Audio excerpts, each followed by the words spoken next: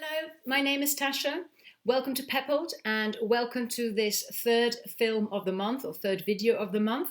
Our theme is celebrating diversity, and I'm sure you know by now our book of the month is amazing, written and illustrated by Steve Antony. I work in primary teacher education in the Netherlands.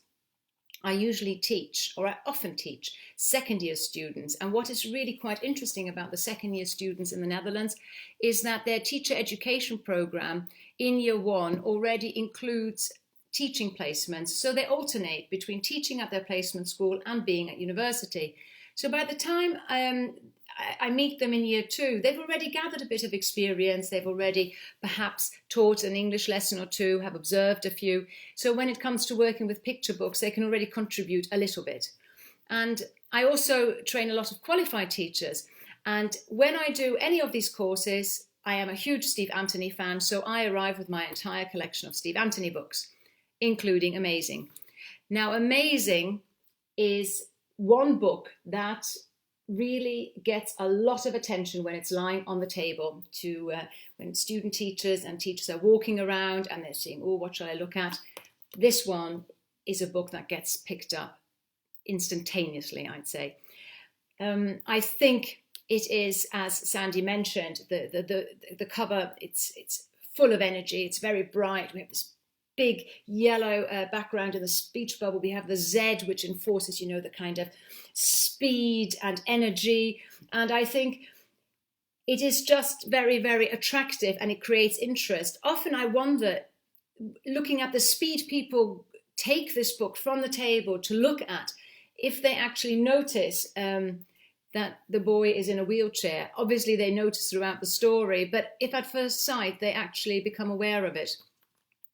The story really is very much appreciated by all student teachers and teachers. They often explain or express their interest in how, or their, not interest, but their, their appreciation of how the story has been written, how the boy, the disability is not the focus, but his adventures with the dragon. And they love the fact that this boy has got a pet, a dragon, a pet dragon. And you can hear conversations often go into, oh, I had a friend who had this pet. So they start talking about unusual pets, which is, of course, something I'm sure children in the classroom would also enjoy, because they always hear or they read little news, they hear little news stories about somebody who had a crocodile or, not a cat or a dog. Now, if we take this book a step further, and I later then ask student teachers, what would you actually do with this book? Looking at teaching English, primary English with this book, what would you actually do with it? And that's where it gets really quite interesting. Often there I find teachers are a bit stuck with this book. They want to use it, but they're not sure what to focus on. So over the past, I'd say 1.5 years that I've had this book now, I think I've gathered a few ideas, a few suggestions have been made. One starts, the end paper, Sandy mentioned the end papers already. We've got Zibo the dragon flying around, but not always flying. Sometimes he's standing, he looks a bit like he's jumping, he looks like he's swimming. So I think student teachers, I feel that they could really work with this page and see what kind of movements the dragon is making, but also looking at his facial expression and trying to link that with emotions. So he's looking happy, he's looking surprised. So, and also they felt they would like to get children to count, to see how many different Zibos they could count. They would do that as a warm-up, just to have a little competition who could get the right number.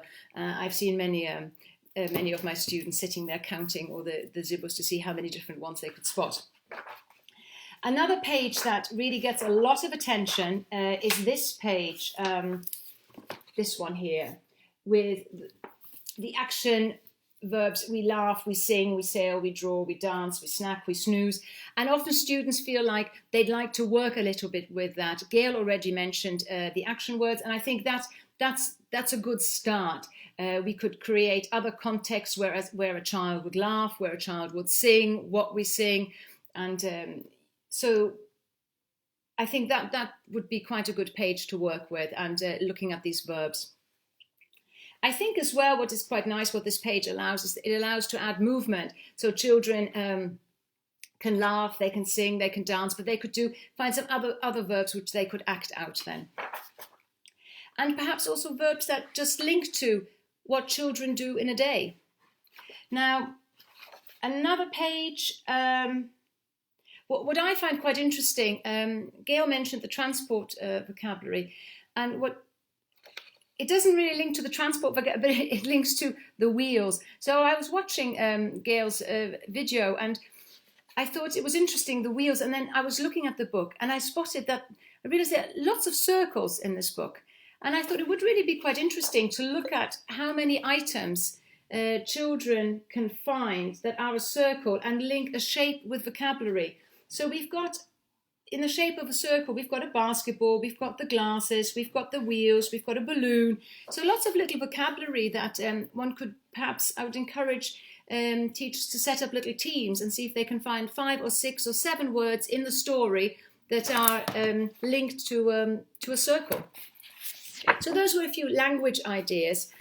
This, I think, is also an amazing page.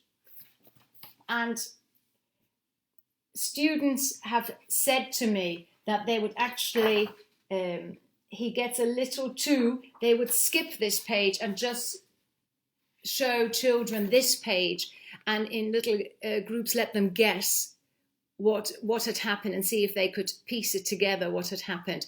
And I mean, I know there's a bit of a giveaway here with a bad dragon, but so they thought, oh, perhaps they would just cover that up or just give the girl. So this page is another one of these pages that got a lot of attention. They were trying to see how they could work it in or what they could do with it. So once you've guided teachers a little bit into the right direction to see what they could do with vocabulary, because here, of course, they wanted to practice language of prediction and guessing. Okay, now I think one point and that is my final point for this book that I want to make, is that I think there is, and it's a point, it refers to a point that Gail made, is the disability, and this book really offers an opportunity for teachers to show how comfortable they are in a class discussing disabilities, and also discussing the diversity and the fact that in this book, the disability is not the focus. It is a boy with adventures, having adventures, and perhaps looking at what children do in a normal day and what perhaps any child with disabilities does in their day, to show how similar it is, and to focus on that. So I think a lot of opportunities to really also strengthen the teacher's confidence. This is a great stepping stone or a great starting point for a teacher to really gain this confidence in discussing disabilities and really celebrating diversity. So I hope you enjoyed these few ideas, and I will see you next month. Goodbye.